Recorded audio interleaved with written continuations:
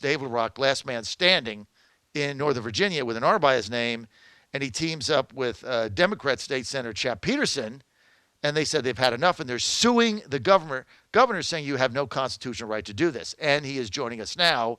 Dave LaRock, I think I just gave you the best intro in the history of all introductions ever. Yeah, was that a paid endorsement, John? No, normally they are. Check your mail for the bill. But look, thank you, Dave, for coming on today. We're very frustrated. We met in where Leesburg, right? Yeah, you came to Leesburg when I was in the middle of my tour. By the way, have they opened Loudoun County, or what's going on there? Well, open's a funny word. Open means, you get a little bit of your freedom back. You can start to operate a restaurant at some percentage of capacity, depending on what type of restaurant you are. So we're far from open, but I think they've cleared us to enter into phase 2 of the Northam creep back to normal plan. And so that's where we've been permitted to operate. And has that started Virginia. yet, or does that start? No, I think that starts here Friday. Yep. That starts Friday. So you're in phase 2, and phase 2 is you can go into a restaurant with 50% occupancy or something. Yep, that's right. Unbelievable, Dave. This whole thing. All right, now look. All right, strange bedfellows, right?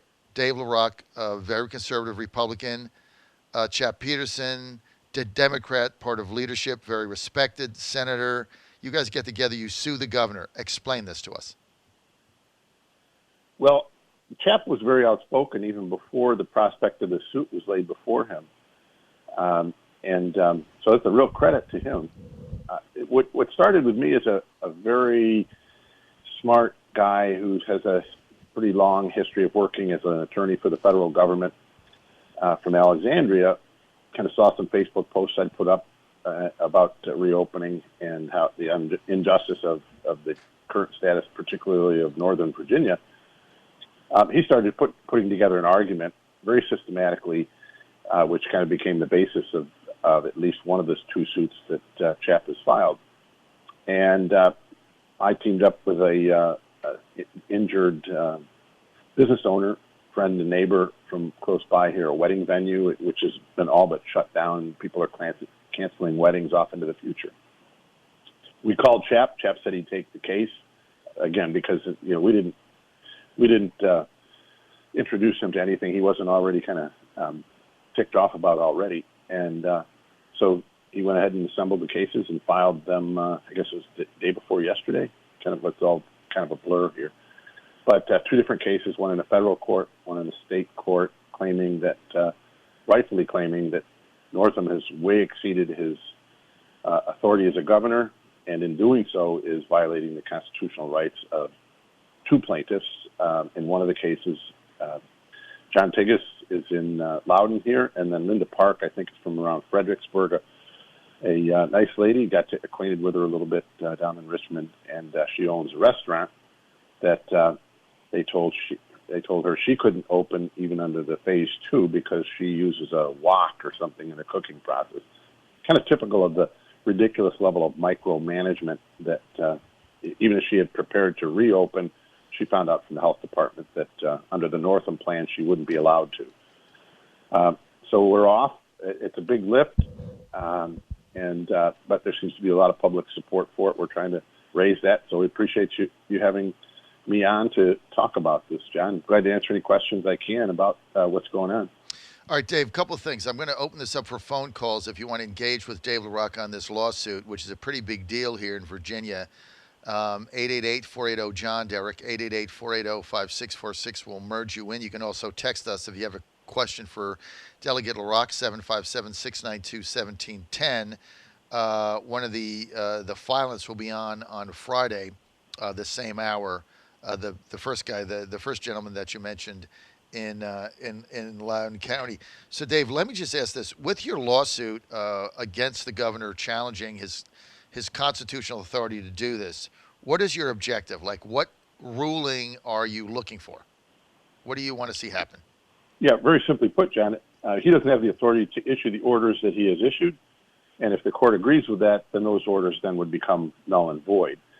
I think it's important to add to that some people say that would be the Wild West. Well, if the Wild West means letting individual business owners exercise reasonable levels of caution to look out for their clients, their customers, then that's exactly what we're looking for. That's the way people operate in a free society, not this top-down sort of authoritarian, overly micromanagement of the economy that Ralph Northam is imposing on us. So we think we can trust people to do that, clearly. So Dave, if they can run around protesting together, and they clearly, I think, and that's sort of a mob, we can trust restaurant owners and churches to look out for their people. I just don't know how you can justify the continual lockdown when, like last night, we had another protest in Richmond, thousands of people. In Portsmouth, basically anarchy there, cops standing down, statues coming down. Somebody almost got his head split open. I just what is going on right now? You got two issues here. You can put the outcome and what the protesters want on one side, and I get that. I'm sensitive to that. We all are, Dave. On the other side is when you see thousands of people shoulder to shoulder, half of them don't have masks on, but there's no social distancing, but then you can't go to church. It defies all logic, and this whole thing now is becoming politically motivated for some end. I think the end is to oust Trump, and I've said that for 90 days straight. So, now I'm being vindicated. Dave, what you're looking for here, is it similar to what happened in Wisconsin, where basically the Wisconsin Supreme Court said the governor doesn't have this authority, they just wiped it out? But then, like, mayors have authority. So, like, I never understood if the governor's orders in Wisconsin got wiped out, which is what you're looking for in Virginia with Northam, but then mayors of towns like Milwaukee put the restrictions right back on. So how does the governor not have the authority, but the mayor does? Can you help me understand that? Yeah, well, the governor does have some authority, and I've got a section of the law here that it just speaks to it so specifically, and I'll read it to you because it kind of goes close to your question. So this is item number 50, an emergency defined. And, emergency obviously plays very much into what the governor has done. And it says an emergency is action that the governor can take. So I'm going to start reading it now. It says, because government inaction for a period required to amend the law to meet the exigency, which is kind of the urgency of the situation, would work immediate and irrevocable harm. So there's this little window of opportunity created by the law for the government to do something actually above the law. But that's only for the period of time that is necessary to take this really extreme action. Now, let's just be generous and say that might have been, 7 days or 10 days at the onset of this alleged pandemic. And so the governor could have, taken really extreme actions. We're close to 3 months into this, John. And so clearly what the law anticipates is that if there was new law that needed to be created, the governor would call in the General Assembly, call this back into a special session. We were in a special session, a reconvened session. That probably could have amended to allow legislation to be dealt with other than the budget, but the governor can call a session anytime, and he just has chosen not to. There's also been, he acquires the authority that he does have to do some limited actions through the responsibility and authority that's delegated to the Health Board and Virginia Board of Health and the commissioner. Now, that also anticipates that the larger board, which is several members, would interact with the commissioner of health and then apparently come to some conclusion as to what was necessary to be done. And there's been very little action. Nothing has been ratified by the Board of Health. Mm-hmm. So it's really just two men, the governor and the commissioner. And so I think that local governments aren't allowed to infringe on your constitutionally protected rights. Neither is the governor. And so that should be protecting us at either level, at any level, local so the or, issue or so state. Is the issue that, like, there's in the laws that you're reading, is there any specification on defining an emergency? I mean, you say 7 to 10 days. It's going on now 4 months. Can he just have this emergency in perpetuity? Well, he's treating it as though he does. But yeah, I was reading the actual definition of emergency from a section of code that deals with his emergency powers. So the law defines it, anticipates that there might be that little window of opportunity to even go above and beyond the law, and he's trying to stretch that window of opportunity, but clearly ignoring what it intends, and that is that the legislature would be brought in and be making the decisions. He's just chosen to act like a dictator and make them himself. So he's excluding ignoring the proper process here, and by doing so, just keeping the legislature right out of it. So that's just not correct. I think it's similarly. Well, it's interesting. I think in Pennsylvania yesterday or the day before, their legislature put together a resolution that effectively told their governor, "You're done. You can't be running our state." Well, our legislature wouldn't do that. I mean, the caucus of the corn and the whack jobs you deal with, the nutballs you deal with in the House of Delegates. And look, Dave, I'm a respectful guy, right? But I mean, come on, you got Lee Carter's a communist, throwing bombs throwing rocks at people and threatening to defund the police. I mean, this is what you're dealing with. You got Guzman in there saying that police should go away or whatever she's doing. I mean, you're dealing with crackpots and caucus of the corn. Everybody knows it. Let's just stop pussyfooting around. But they're going to give this governor all the power he needs to keep shutting it down. So if the ruling simply flips it back to the legislator and he calls a special session, you lose. So, I mean, Wisconsin was different because they have a Republican House and a Republican Senate. You guys don't. So if all of this stuff is struck down and then you guys reassemble, they'll all put it back in place the next hour, right? Well, all I can say is I hope you guys don't have the votes. That was actually my first thought, But if you respect the way our government is formed, laws should be discussed by a large body of people, in this case 140 people, and decided what is fair, what works best for the people of the Commonwealth. And while there may be some more extreme members who I don't think engage in the level of deliberation or that we'd like to see happen, I will say out of respect for other members that if we make this a project of 140 people, you're going to hear a lot of testimony, and it's going to be considered at a level. And I think that there would be a considerably the amount of power the governor would have would not be anything like what he's exercising. Not going to happen. No.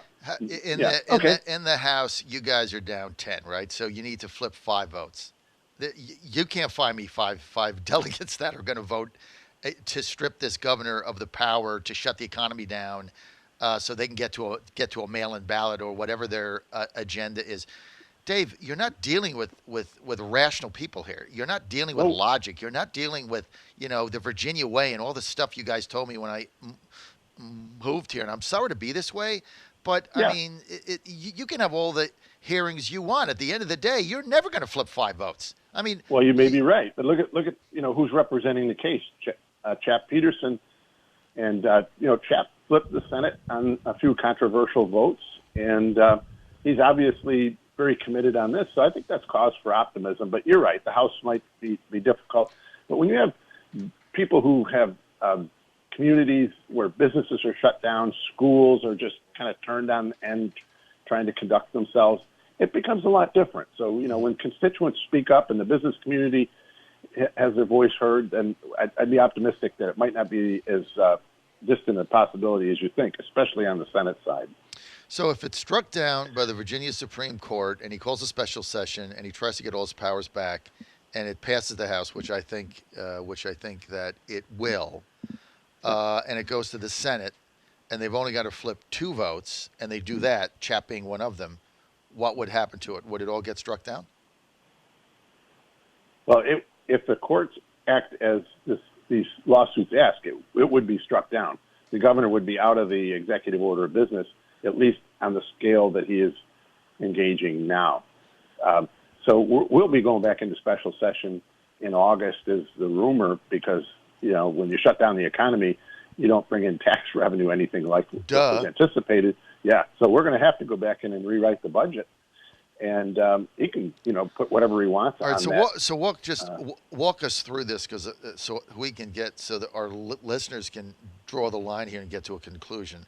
So your lawsuit goes forward. It's going to get to the Supreme Court of Virginia. Let's just play this out. They rule, nah, you can't do this. You're way over your constitutional authority. It's all struck down. Only the legislature can reimpose that. So you have a special session. You guys convene. You have your hearings. Meantime, he doesn't have any power, right? Until you guys convene, he doesn't. It's all gone. Well, right? Go ahead. If it was struck down, right? He has whatever power the law legitimately delegates. Right. So they could say you have some power, or they could say this whole thing's gone. You're done. Right? The emergency's over. So the law gives him power. Go ahead. In that window, he can't do anything with these executive orders. Then you guys reconvene. The House, you're never going to get 5 votes. They said, let's give all the power to the governor back so we can stay in lockdown and shut down schools. Then you go to the Senate, and you're down 21-19. Peterson makes it 2020. Let's say Morrissey says, no, I've had enough. Now Morrissey votes with the Republicans. Fairfax doesn't matter because he'd vote to lock everything down in perpetuity until Biden wins. So the Senate pummels it, or deep sixes at 21-19. What happens then? Again, John, then we can behave like free people. The health department should act in an advisory role. It should analyze data, make good recommendations so that particularly people that are more vulnerable than others are protected and so on. But they would be acting in an advisory capacity. As you know, the governor the time before last, his press conference, he said that he issued a revised executive order, and not wearing masks would carry the penalty, would be a class 1 misdemeanor, pretty serious crime. But then he implied that he wasn't going to enforce that. He was going to let the health department do that. Now, they just met a few days ago. Wouldn't you think that they would have had a little bit to say about them becoming a mask enforcement arm of the government?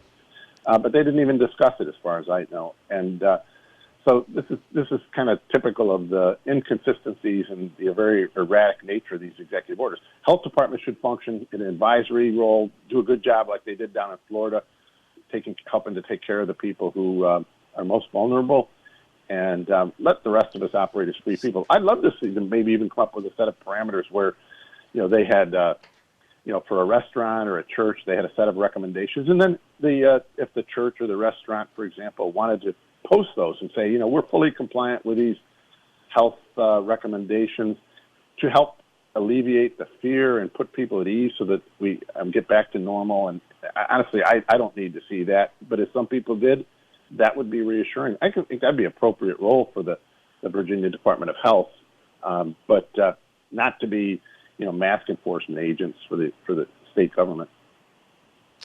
Unbelievable. So the only hope here is your lawsuit goes forward, Supreme Court agrees with your suit, strikes it down, or narrows it, then the governor has to operate within the narrowing. You go to special session, you have your hearings on it, you're going to lose the House, gone, and then you've already got Peterson, so you need one senator. They agree with the lawsuit, they narrow this governor's powers, and then it's over, right? Because you need both houses to, I guess, override what the Supreme Court did. I just want to put it out there in layman's terms. Is that scenario feasible? Yeah. Right. If we don't create new laws, we operate under the ones that we already have. Governor's not choosing to do that now, so we're in good shape unless the legislature creates some new bad laws. So we hope that doesn't happen. But as you summed it up, that's correct, John. Yeah. All right, Dave. Thank you. I really appreciate it, and thank you for allowing me to paraphrase it in non-lawyer terms, so everybody really understands what the end game is. I just summed this thing up. If the Supreme Court strikes it down, you need 2 votes in the Senate. The House is gone. Peterson's in because he's carrying the suit. Obviously, he's going to vote for it. And that leaves one other one. And who does that leave? Once again, Dave, that leaves my best friend, Joe Morrissey, right in the catbird seat. It's unbelievable, Dave, the way life works. John Fredericks Radio Network. Joe, the hero, yet once again, saving Virginia. Joe Morrissey saving Virginia, Derek, once again. It's unbelievable. Unbelievable, Dave. John Hope you're right. Dave, I'm always right. John, I was right about this lockdown from the beginning, Dave. Yeah. John Fredericks Radio Network. Dave LaRock, you're a truth trucker, Dave. You're my man. Last man standing in Northern Virginia, Dave. Thank you. All right. Great segment, Dave. Think of me as the beachhead as we bring some red back into Northern Virginia. Ooh, Take Dave's care the now. beachhead. He wants to go from last man standing, which is kind of negative, to beachhead. I like it, Dave. Good branding. LaRock at the beachhead in Loudoun County.